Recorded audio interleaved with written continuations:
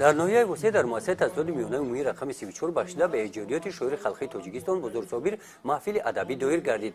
از رفت این چهاربینی معلوم گردید که درباره حیات و فعالیت شاعر خلقی تاجیکستان بزرگ صابر خوانندگان معلومات خوب دارند.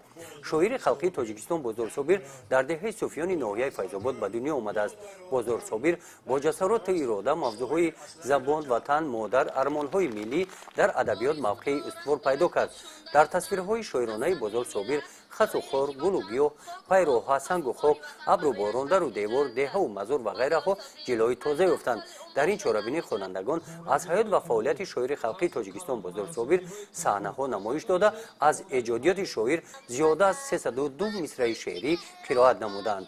ایجادیات بزرگ صابر بیش از همه پیش از همه در موضوع وطن هست، در موضوع مادر، در موضوع مردم است. بینید که یک شعر او سرود شده با نام قشلاقک من بوی چپاتی دارد، شیرینی توتی دارد که همه خرد و کلان تاجیکستان می سرایند و دیگر شعرهای مشهور او به مانند بار دیگر ساز آمد وطن در بین مردم مشهور است.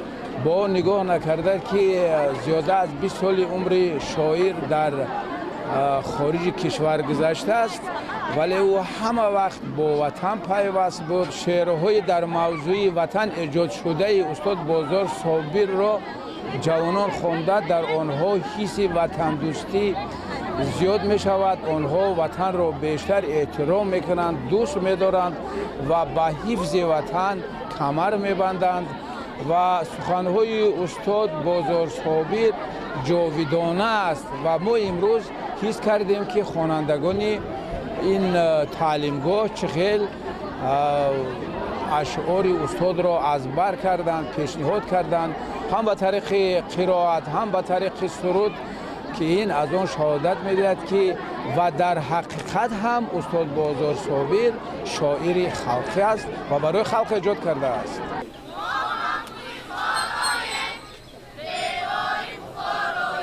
در این چهاربینی اعضایان محفل ادبی ایجادی نوقلمان ناحیه وسیع اشتراک نموده قید نمودند که برگزاری چنین چهاربینی‌ها با اشتراک نورسان حس وطندوستی، افتخار وطنداری آنها را بلند برداشته نسل نورس را در روحیه انسانپروری تربیت می‌نماید.